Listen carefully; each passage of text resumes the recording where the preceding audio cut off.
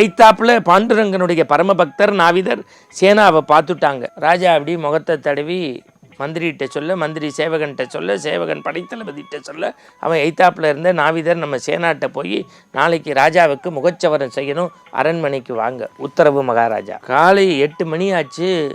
மகாராஜா தன்னை அலங்கரித்து ஆர்ப்பரித்து கொள்வதற்காக அரண்மனையினுடைய மைய மண்டபத்தில் வந்து அப்படி உட்காந்துருக்கார். மணி 9 ஆச்சு, 10 ஆச்சு, 11 ஆச்சு. நாவிதரை காணும் நம்முடைய சேனாவை. முதல்ல சேனா வேணும், அவனுடைய தலை எனக்கு வேணும், இது என் அரச கட்டளைன்ட்டார்.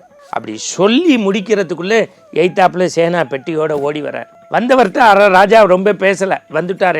ராஜா மன்னிச்சுக்கோங்க, நான் காலைல குளிச்சுட்டு எப்போதுமே பாண்டுரங்கனை சேவிப்பேன், இன்னைக்கு நான் கண்மூடி தியானம் பண்ணிக்கிட்டே இருக்கும்போது எனக்கு நேரமானது தெரியலன்னு சொல்லி அப்படி தண்ணி எடுத்து முகத்தை தடவுறார். தேவர்களும் முனிவர்களும் வந்து தடவி கொடுக்குற மாதிரி இருந்தது. முடிஞ்ச உடனே அவனை ஆற கட்டி தழுவி 5 பொற்காசை கொடுத்து, அடடா இறைவனே என் திருமேனியை தீண்டிய மாதிரி இருந்தது, ரொம்ப மகிழ்ச்சி, போயிட்டு வாங்குறான். அவன் போனதுக்கப்புறம் எய்த்தாப்புல திருப்பியும் பெட்டியோட சேனா ஓடி வரான். அரண்மனைக்குள்ளே போனால் ராஜா போனவர் திருப்பி வர, வா சேனா வா சேனா, நான் மீண்டும் உன்னை என் சேவகர்கள் படைத்தலைவரை அனுப்பி கூட்டி வரணும்னு நினச்சேன். என்ன மன்னா, இல்லை உனக்கு 5 பொற்காசு தான் கொடுத்தேன், இன்னும் 5 சேர்த்து 10 தங்க பொற்காசாக கொடுக்கணும்னு நினச்சேன். நீ சாதாரண ஆளா, நீ அப்படியே திருமேனியை தீண்டிய போது பகவானே தீண்டின மாதிரி இருந்தது, இன்னும் 5 பொற்காசு. ஐயா ஐயா மன்னிச்சுக்கங்க, நான் நேரம் தவறியது உண்மைதான், நான் இன்னும் உங்களை தொட்டு முகச்சவரம் செய்யலையா.